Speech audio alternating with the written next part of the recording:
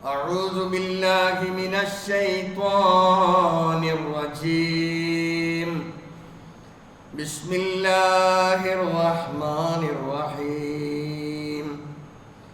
وإذ تأذن ربكم لئن شكرتم لأزيدنكم ولئن كفرتم إن عذابي لشديد. ബഹുമാന്യരായ സത്യവിശ്വാസികളെ, വിശ്വാസിനികളെ, അല്ലാഹു സുബ്ഹാനഹു വ തആലയുടെ നിയമങ്ങളും അവൻ്റെ വിധിവിലക്കുകളും ജീവിതത്തിൻ്റെ ഓരോ ഘട്ടങ്ങളിലും കൃത്യമായി പാലിച്ചുകൊണ്ട് പരമാവധി തഖ്വയുള്ളവരായി ജീവിക്കണേ എന്ന് എന്നോടും എല്ലാവരോടും വസിയത്ത് ചെയ്യുകയാണ്, ഉപദേശിക്കുകയാണ്. ഏതൊരു മനുഷ്യനും ആഗ്രഹിക്കുന്നത് സമാധാനത്തോടു കൂടി ജീവിക്കണം, നമ്മുടെ രാജ്യത്ത് സമാധാനമായ ഒരു അന്തരീക്ഷം, ശാന്തമായ ഒരവസ്ഥ ഉണ്ടാകണം എന്ന് തന്നെയാണ്. സ്വസ്ഥതയും അതേപോലെ തന്നെ അനീതി കാണിക്കാത്ത ഒരു സമൂഹം രൂപപ്പെട്ടു വരണം എന്നൊക്കെയാണ് എല്ലാവരും ആഗ്രഹിക്കുന്നത്. നമ്മൾ പ്രതീക്ഷിക്കുന്നതും അതുതന്നെയാണ്. ഇതിനേറ്റവും പ്രധാനമായി ഓരോരുത്തരും അവരവരുടെ മനസ്സിനെ നന്നാക്കിയെടുക്കുക എന്നതാണ് ഏറ്റവും പരിഹാര്യമായ ഒരു കാര്യം. കളങ്കമില്ലാത്ത ശുദ്ധമായ ഒരു മനസ്സ് രൂപപ്പെടുത്തിയെടുക്കണം. അല്ലാഹുവിൻ്റെ പ്രവാചകൻ അതിനുവേണ്ടി ഒരുപാട് പ്രാർത്ഥനകൾ നമ്മെ പഠിപ്പിച്ചിട്ടുണ്ട്. അല്ലാഹുമ്മ ഇന്നി അസ്അലുക്കൽ ഹുദ വത്തുഖ വൽ അഫാഫ വൽ ഗിന. നിരന്തരമായി പ്രാർത്ഥിക്കണം എന്ന് നമ്മോട് ആവശ്യപ്പെട്ടിട്ടുള്ള ഒരു പ്രാർത്ഥനയാണിത്. അല്ലാഹുമ്മ, അല്ലാഹുവേ, ഇന്നി അസ്അലുക്കൽ ഹുദ, ഞാൻ നിന്നോട് സന്മാർഗത്തെയാണ് ചോദിക്കുന്നത്. വത്തുഖ, കറകളഞ്ഞ വിശ്വാസം. വൽ അഫാഫ വൽ ഗിന,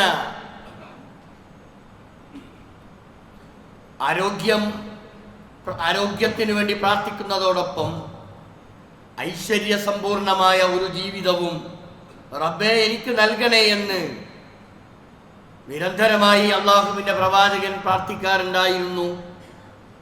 അതേപോലെ തന്നെ എല്ലാവരും അങ്ങനെ പ്രാർത്ഥിക്കണമെന്ന് നിർദ്ദേശിക്കുകയും ചെയ്തിട്ടുള്ള ഒരു പ്രാർത്ഥനയാണ്. ഐശ്വര്യം എന്ന് പറയുന്നത് കേവലം ഭൗതികമായ സൗകര്യങ്ങളിലല്ല എന്ന് പ്രവാചകൻ നമ്മെ പഠിപ്പിച്ചിട്ടുണ്ട്. നമ്മൾ അനുഭവിക്കുന്ന ഏതെങ്കിലും വിധത്തിലുള്ള ഭൗതികമായ സൗകര്യങ്ങളിലല്ല, സാമ്പത്തിക സമൃദ്ധി കൊണ്ടോ അതല്ലെങ്കിൽ മറ്റ് സൗകര്യങ്ങൾ കൊണ്ടോ നേടിയെടുക്കാൻ കഴിയുന്ന ഒന്നല്ല ഐശ്വര്യം എന്ന് പറയുന്നത്. പ്രവാചകൻ അങ്ങനെ തന്നെ നമ്മെ പഠിപ്പിച്ചിട്ടുണ്ട്. ലൈസൽ ഗിന അൻ കസ്റത്തിൽ മാൽ, സമ്പത്തിൻ്റെ ആധിക്യം, മറ്റ് നമ്മുടെ ഭൗതികമായ സൗകര്യങ്ങളുടെ വർധനവ് അതൊരിക്കലും ഐശ്വര്യത്തിൻ്റെ അടയാളമല്ല. മറിച്ച് വലാകിന്നൽ ഗിന ഗിനൻ നഫ്സ്, ഐശ്വര്യം എന്ന് പറയുന്നത് അത് മനസ്സിൻ്റെ സമാധാനമാണ്, അത് മനസ്സാണ്, അത് നിയന്ത്രിക്കുന്നത് മനസ്സിൻ്റെ ധന്യതയാണ് ഐശ്വര്യം എന്ന് പറയുന്നത് എന്ന് അല്ലാഹുവിൻ്റെ പ്രവാചകൻ ബോധ്യപ്പെടുത്തിയിട്ടുള്ളതാണ്. അതേപോലെ തന്നെ അല്ലാഹുവിൻ്റെ പ്രവാചകന്റെ പ്രാർത്ഥന പറയുന്നിടത്ത് വകാന മിൻ ദുആഇ റസൂലില്ലാഹി സ്വല്ലല്ലാഹു അലൈഹി വസല്ലം, പ്രവാചകന്റെ പ്രാർത്ഥനകളിൽ ഉണ്ടായിരുന്നു അല്ലാഹുമ്മ, അല്ലാഹുവേ, ഇന്നി അഊദു ബിക മിൻ സവാലി നിഅമതിക. അല്ലാഹുവേ, ഒരുപാട് അനുഗ്രഹങ്ങൾ എനിക്ക് നൽകിയിട്ടുണ്ട് റബ്ബ്. ഒട്ടനേകം നിഅമത്തുകൾ നൽകി അനുഗ്രഹിച്ചവനാണ്. ആ അനുഗ്രഹങ്ങളെ കുറിച്ചൊക്കെ കൃത്യമായി നമ്മൾ ഓർക്കുകയും അറിയുകയും ചെയ്യുന്നു. അതുകൊണ്ട് തന്നെ നമ്മൾ നിരന്തരമായി അള്ളാഹുവിനോട് പ്രാർത്ഥിക്കണം. അള്ളാഹുവേ, അല്ലാഹുമ്മ ഇന്നി അഊദു ബിക, അള്ളാഹുവേ ഞാൻ നിന്നോട് ഇതാ ശരണം തേടുന്നു. മിൻ സവാലി നിഅമതിക, നീ നൽകി അനുഗ്രഹിച്ചിട്ടുള്ള നിഅമത്തുകൾ അത് നീങ്ങിപ്പോകരുത്. അത് നീങ്ങിപ്പോകാതിരിക്കാൻ അള്ളാഹുവേ എന്നെ സഹായിക്കണം, അത് നിലനിർത്തി തരണം എന്ന് അള്ളാഹുവിനോട് പ്രാർത്ഥിക്കേണ്ടതുണ്ട്. മാത്രമല്ല വതഹവ്വുലി ആഫിയതിക, ആഫിയത്തോടുകൂടി ജീവിക്കാൻ, ആരോഗ്യം നഷ്ടപ്പെടാതിരിക്കാൻ, അതിന് ക്ഷയം സംഭവിക്കാതിരിക്കാൻ നിരന്തരമായി നമ്മൾ പ്രാർത്ഥിക്കണം. അള്ളാഹുവിന്റെ പ്രവാചകൻ അങ്ങനെ പ്രാർത്ഥിക്കാറുണ്ടായിരുന്നു. വഫുജിഅതി നിഖ്മതിക, പെട്ടെന്നുണ്ടാകുന്ന ദുരന്തങ്ങൾ, ഓരോ ദിവസവും സഹിക്കാൻ കഴിയാത്ത ദുരന്തങ്ങളാണ്, അല്ലെങ്കിൽ ദുരന്തങ്ങളുടെ വാർത്തകളാണ് നമ്മൾ കേട്ടറിഞ്ഞുകൊണ്ടിരിക്കുന്നത്. അത്തരം ദുരന്തങ്ങളിൽ നിന്ന് മോക്ഷം കിട്ടാൻ വേണ്ടി, രക്ഷ കിട്ടുന്നതിന് വേണ്ടി നിരന്തരമായി പ്രാർത്ഥിക്കണം എന്ന് അള്ളാഹുവിന്റെ പ്രവാചകൻ നമ്മെ പഠിപ്പിച്ചിട്ടുണ്ട്. വജമീഅ സുഖ്തിക, സകലമാന കോപങ്ങളിൽ നിന്നും, അള്ളാഹു ഇഷ്ടപ്പെടാത്ത സകല പ്രവർത്തനങ്ങളിൽ നിന്നും വിട്ടുനിന്നുകൊണ്ട് ഏറ്റവും നല്ല ഒരു ജീവിതം നയിക്കാൻ അള്ളാഹുവിനോട് നമ്മൾ പ്രാർത്ഥിക്കേണ്ടതായിട്ടുണ്ട്. ഇതൊക്കെയാണ് ഒരു വിശ്വാസി നിർവഹിച്ചു വരേണ്ടത്.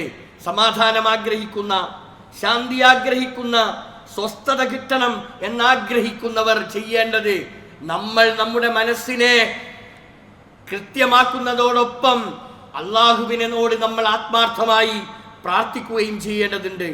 ഇങ്ങനെ നിരന്തരമായി നമ്മൾ പ്രാർത്ഥിച്ചു കൊണ്ടിരുന്നാൽ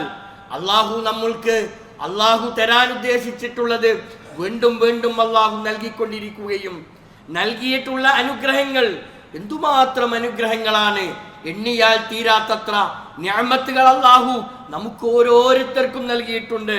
നിർഭയത്വം അള്ളാഹു നൽകിയ വല്ലാത്ത ഒരു നിഅമത്താണ് അഭയം, അല്ലെങ്കിൽ കൃത്യമായി നമ്മൾ അമ്ന് അല്ലെങ്കിൽ നിർഭയത്വം എന്ന് പറയുന്നത്. പേടിയില്ലാതെ സമാധാനമായി നിർഭയത്വത്തോടുകൂടി നമ്മൾ ജീവിക്കാൻ സാധിക്കുന്നു എന്നത് തന്നെ അള്ളാഹു നമുക്ക് ഏകിയിട്ടുള്ള അവന്റെ നിഅമത്താണ്. അതേപോലെ തന്നെ നൽകിയിട്ടുള്ള ആരോഗ്യം, അള്ളാഹു തആല നാളെ പരലോകത്ത് ഹാജരാക്കപ്പെടുമ്പോ ആരോഗ്യം അതിനെക്കുറിച്ച് ചോദ്യം ചെയ്യപ്പെടുന്ന ഒന്നാണ് എന്ന് അള്ളാഹുവിന്റെ പ്രവാചകൻ നമ്മെ ബോധ്യപ്പെടുത്തിയിട്ടുണ്ട്. എങ്ങനെയാണ് തനിക്ക് നൽകിയിട്ടുള്ള ആരോഗ്യത്തെ ചെലവഴിച്ചത്? ഫീമാ അഫ്ന, എങ്ങനെയൊക്കെയാണ് അത് ചെലവഴിച്ചത്, അതെങ്ങനെയാണ് നശിപ്പിച്ചു തീർത്തത്, ഇതിനെക്കുറിച്ചൊക്കെ ചോദ്യം ചെയ്യപ്പെടും. അപ്പോ ഇതിനെക്കുറിച്ചൊക്കെ മറുപടി നമ്മൾ പറയേണ്ടതുണ്ട്. അള്ളാഹു നൽകിയിട്ടുള്ള അനുഗ്രഹങ്ങളിൽപ്പെട്ടതാണത്. റിസ്ക് അള്ളാഹു നൽകിയ കനിഞ്ഞരുളിയിട്ടുള്ള ഏറ്റവും വലിയ ഒരു അനുഗ്രഹമല്ലേ അള്ളാഹു നമ്മൾക്ക് റിസ്ക് നൽകി എന്നത്, ഭക്ഷണം നൽകി എന്നത്, വെള്ളം അള്ളാഹു തആല നൽകി എന്നത്. അവൻ ആകാശത്ത് നിന്ന് അള്ളാഹു ഇറക്കി തരുന്ന വെള്ളം, ആ മാഇനെ സംബന്ധിച്ച് നമ്മൾ ചിന്തിക്കേണ്ടതുണ്ട്. ഇങ്ങനെ ഖുർആൻ പറഞ്ഞതുപോലെ വഇൻ തഅദ്ദു നിഅമത്തല്ലാഹ്, അല്ലാഹുവിന്റെ നിഅമത്തുകളെ, അല്ലാഹുവിന്റെ അനുഗ്രഹങ്ങളെ നിങ്ങൾ എണ്ണിക്കണക്കാക്കാൻ നിങ്ങൾ തീരുമാനിക്കുകയാണെങ്കിൽ ലാ തുഹ്സുഹാ, നിങ്ങൾക്കതിന് കഴിയില്ല. കാരണം അതിനു മാത്രം എണ്ണിയാൽ തീരാത്തത്ര നിഅമത്തുകൾ നൽകി അനുഗ്രഹിച്ചിട്ടുണ്ട് അല്ലാഹു തആല നമ്മൾക്ക്. പക്ഷേ മനുഷ്യൻ അത് ചിന്തിക്കുന്നുണ്ടോ?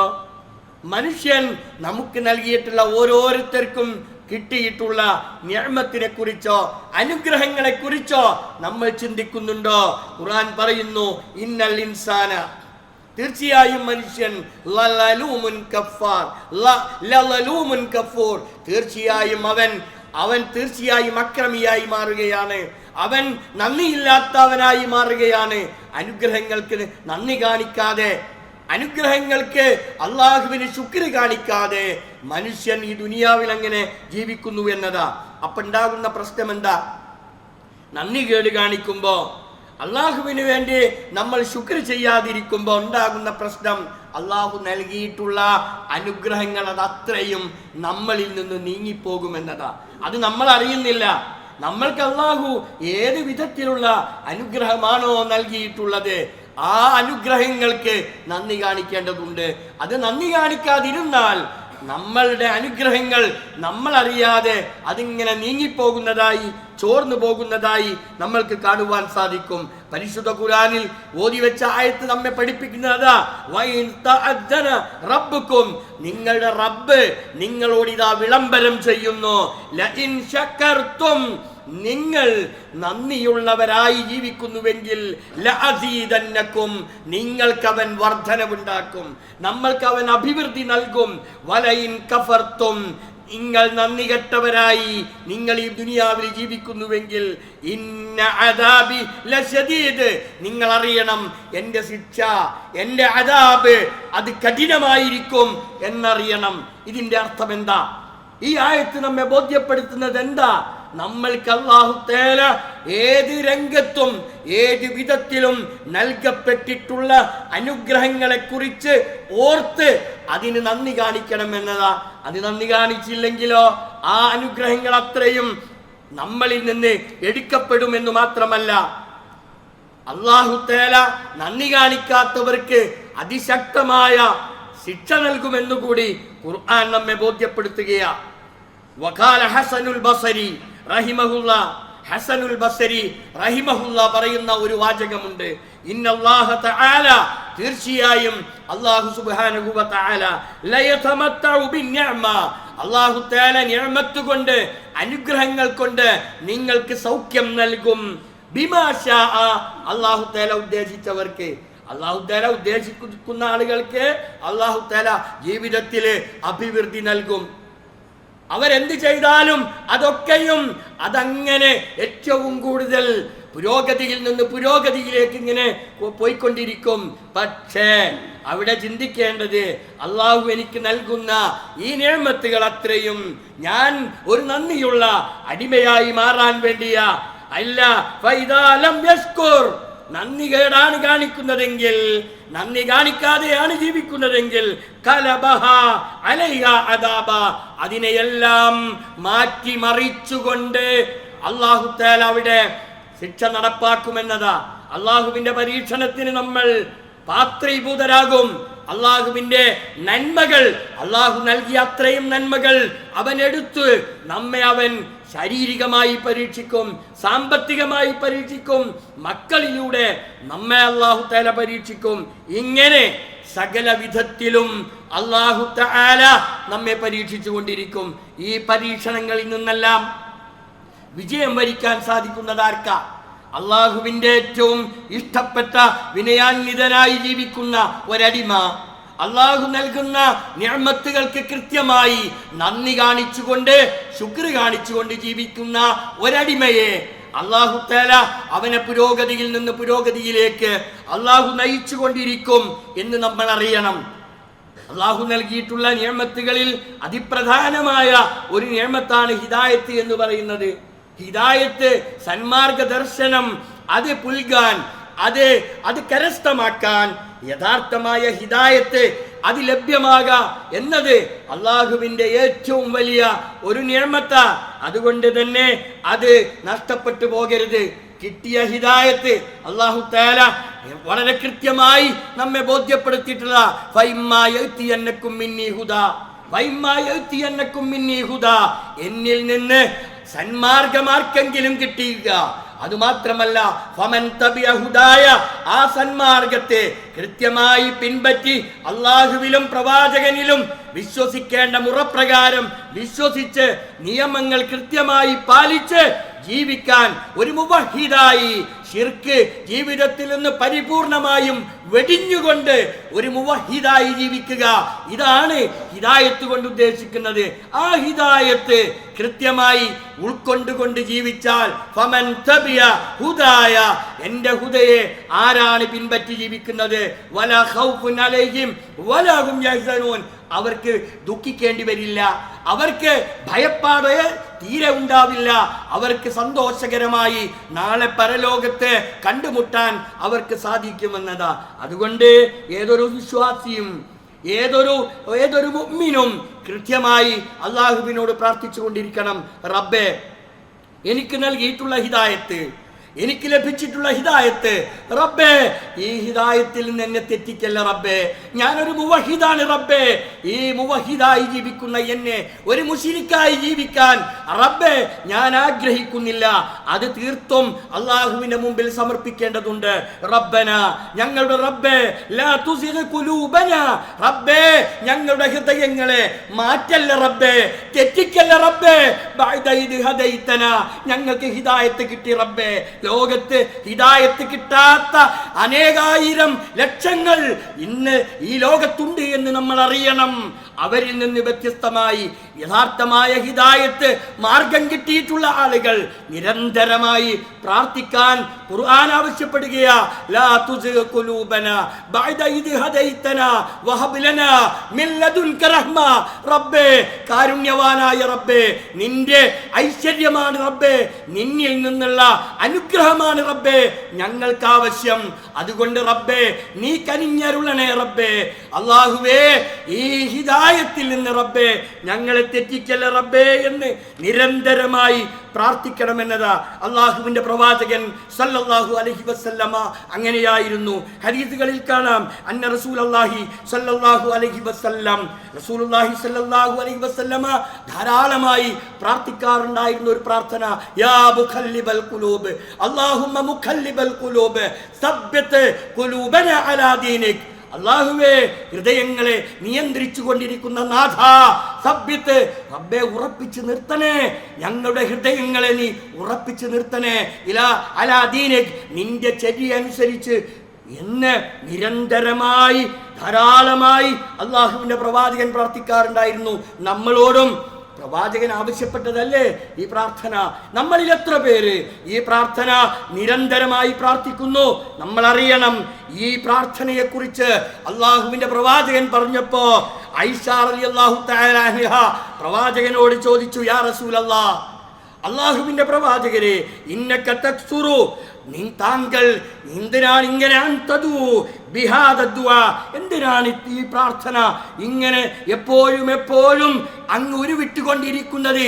എന്തിനാണ് അള്ളാഹുവിന്റെ പ്രവാചകരെ എന്ന് ആയിഷ റളിയല്ലാഹു തആല അൻഹ ചോദിച്ചപ്പോ മാത്രമല്ല വീണ്ടും ആയിഷ ബീവി ചോദിക്കുകയാണ്, വഹൽ തഖാഫ്, അങ്ങക്ക് ഭയപ്പാടുണ്ടോ, അങ്ങക്ക് പേടിയുണ്ടോ എന്ന് ചോദിച്ചപ്പോ അള്ളാഹുവിന്റെ പ്രവാചകൻ പറഞ്ഞു, ആയിഷ ഖാല നഅം യാ ആയിഷ, അതേ ആയിഷ എനിക്ക് ഭയപ്പാടുണ്ട്.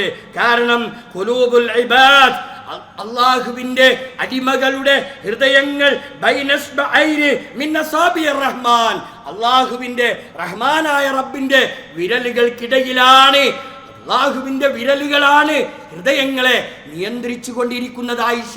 അത് ഏത് സമയവും മാറ്റങ്ങൾക്ക് വിധേയമാകാം, കൽബ് കുൽബായി മാറാം, മാറ്റങ്ങൾക്ക് വിധേയമാകാം. അതുകൊണ്ട് ആയിഷ എനിക്ക് ഭയപ്പാടുണ്ട്, ആയിഷ എനിക്ക് പേടിയുണ്ട് ആയിഷ.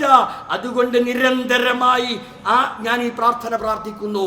അതോടൊപ്പം നമ്മളോട് ആവശ്യപ്പെടുകയാണ്, നിങ്ങൾ ഇങ്ങനെ പ്രാർത്ഥിച്ചു കൊണ്ടിരിക്കണം, നിരന്തരമായി ഈ പ്രാർത്ഥന നടത്തിക്കൊണ്ടിരിക്കണം എന്നതാ. പലപ്പോഴും നമ്മളെ വിശ്വാസ രംഗത്ത് അടിയുറപ്പിച്ചു നിർത്താൻ, മുവഹിദായി ജീവിക്കാൻ നമ്മെ പ്രേരിപ്പിക്കുന്ന ഘടകം എന്താ? ആത്മാർത്ഥമായ നിരന്തരമായ നമ്മുടെ പ്രാർത്ഥനയാണ്. ആ പ്രാർത്ഥന നമ്മൾ നിരന്തരമായി നടത്തിക്കൊണ്ടിരുന്നാൽ വിശ്വാസരംഗത്ത് കരുത്താർജിക്കാനും വിശ്വാസം അത് അടിയുറച്ച നിലയിൽ നിലനിൽക്കുവാനും സാധിക്കും.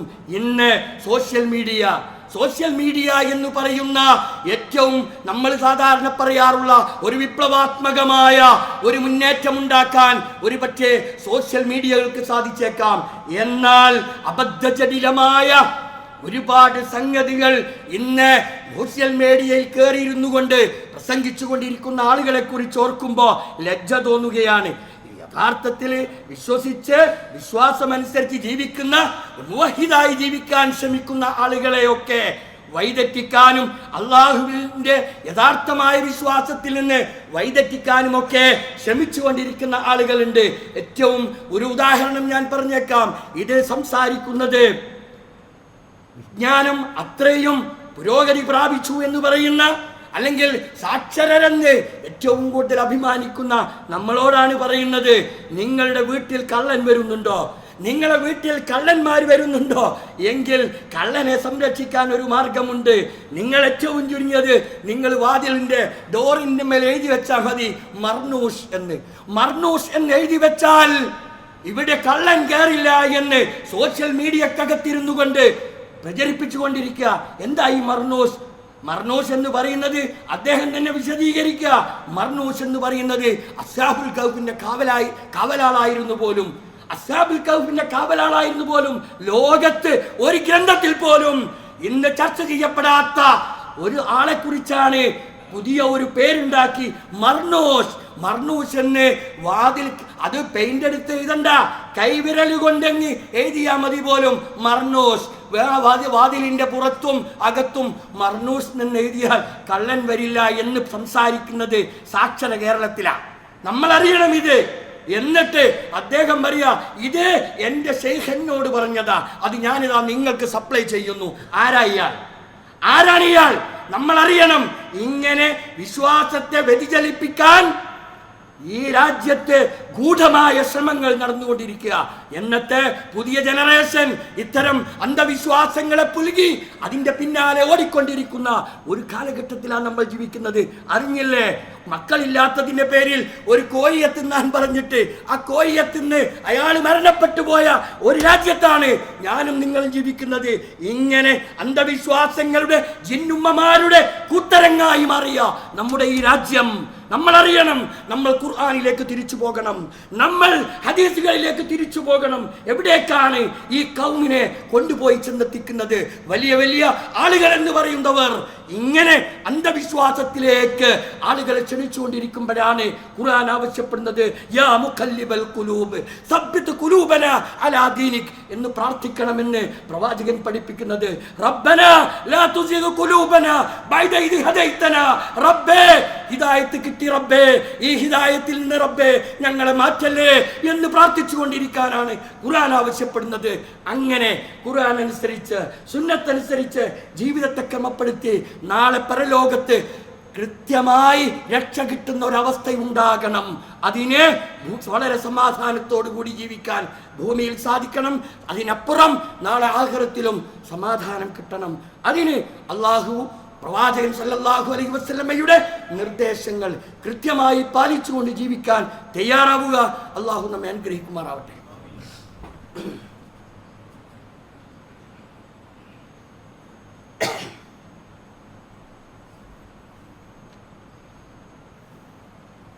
അൽഹംദുലില്ലാഹി റബ്ബിൽ ആലമീൻ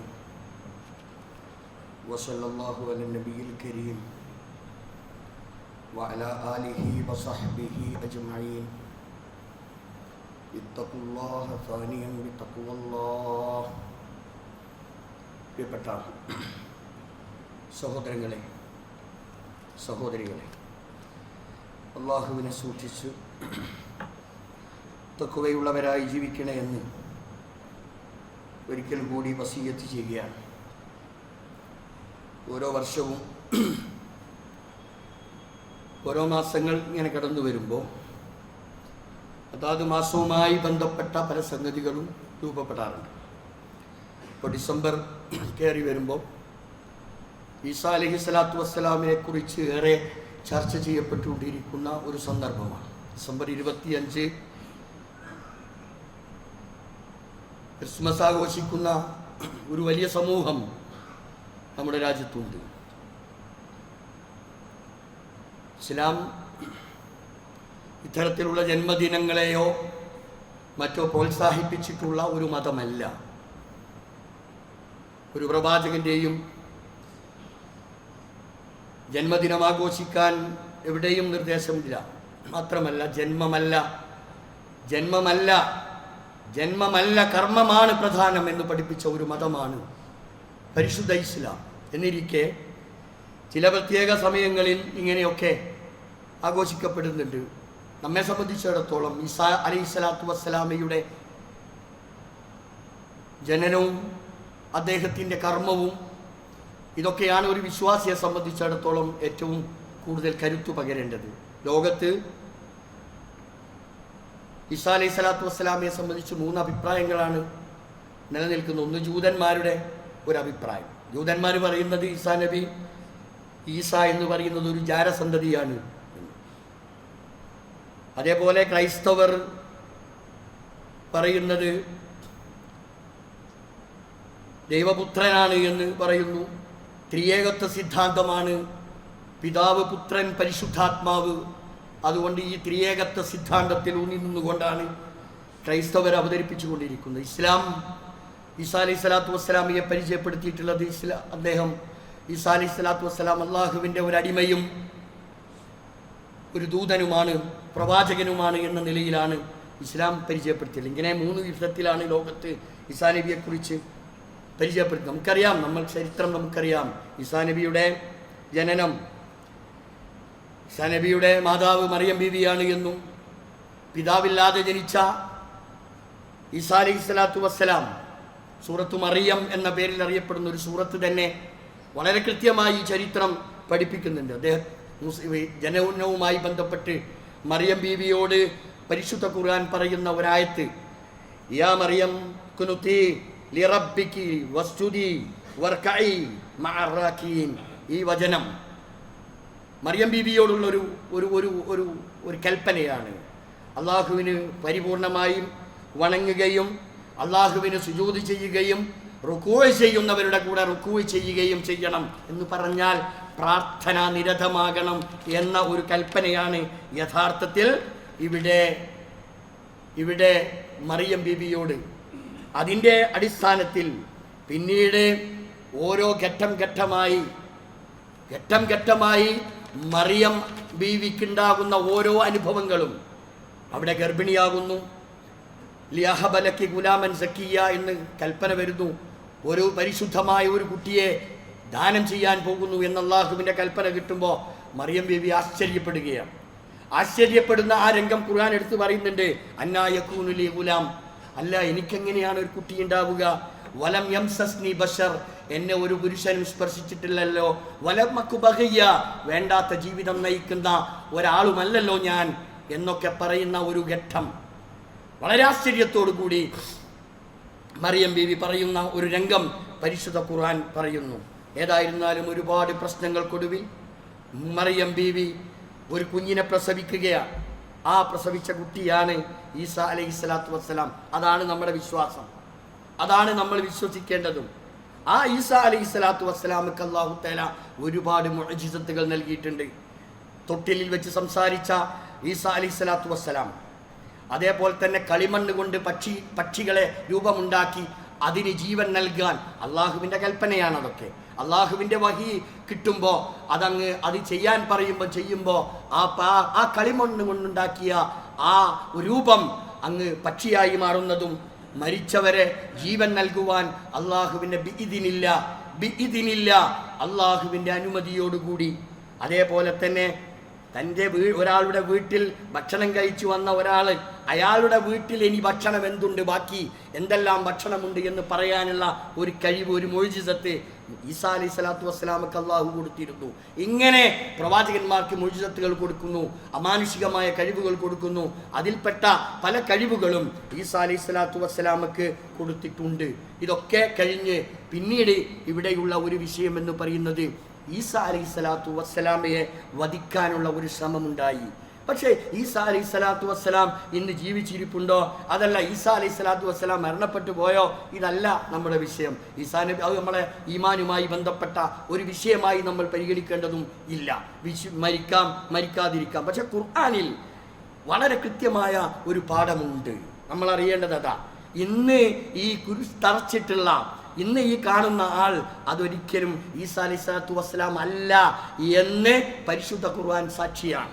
വധശ്രമം നടത്തിയെങ്കിലും വലാക്കിൻ ശുബ്ബിഹ ലഹു, ഖുർആൻ എങ്ങനെയാ പറഞ്ഞത്, വലാകിൻ ശുബ്ബിഹ ലഹും, അവർക്ക് വധിക്കാനോ കുരിശിൽ തറക്കാനോ സാധിച്ചിട്ടില്ല.